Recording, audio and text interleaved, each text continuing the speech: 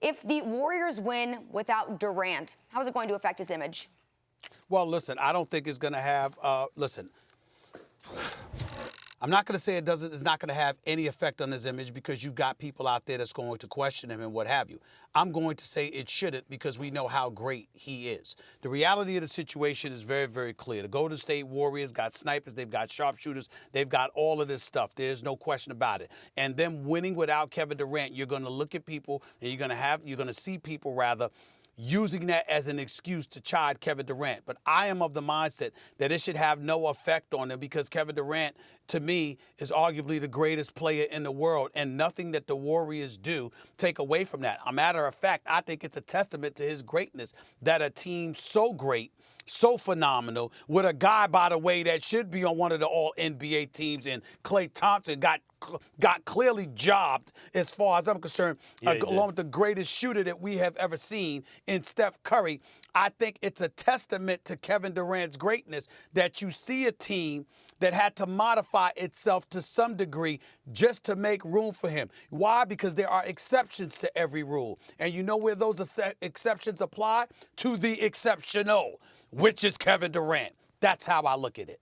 Look, if they win without KD, it's going to make both the Warriors and KD, Warriors without KD and KD, look exactly the same as we already know they are. There's no new information here. So what do I mean by that?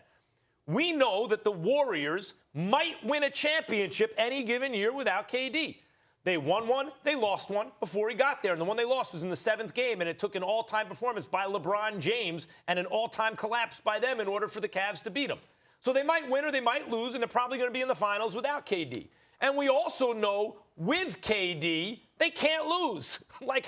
We know that already. Just because they can't lose with KD doesn't mean that they can't win without him. So we're not going to learn anything new. Like, if anyone wants to say, they're better without KD, stop. There's no team that has ever been constructed that wouldn't be better with KD. He doesn't even need the ball to be great. He can defend, let alone switch on 5 positions. He can score from anywhere. He can pass. He always looking to make the right play. He plays hard. He's 7 feet tall. He's athletic. Now, this is what's been happening. With KD on the floor, since you can't leave Steph, you can't leave Klay, because Draymond and Iguodala are big-time, money-time producers. So what's happening is other teams are saying, okay, we dare KD to beat us playing iso ball one-on-one. Yeah, but he'll do that. If that's what you're asking KD to do, he will do that every time. If you're saying, KD, can you beat our guy, one-on-one if you just iso? Well, yes, he can, and he will.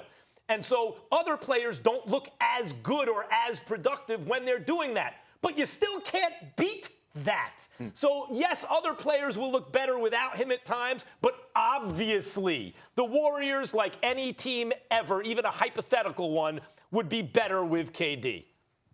I love your animation. I love how you give all these different stats and everything, Max, and you're so animated and everything. But it's simple.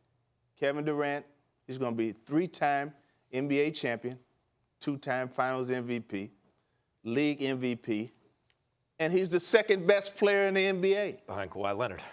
Behind LeBron James. But we'll talk about that later. So it doesn't change. His image doesn't change. It's still the same. I mean, they win. He's still, hey, I got a 3rd championship. That's about it. And he contributed to it. Oh, yeah, he did. By the way, can I take a moment? I want to, as an aside, guys, this has nothing to do with the subject at hand.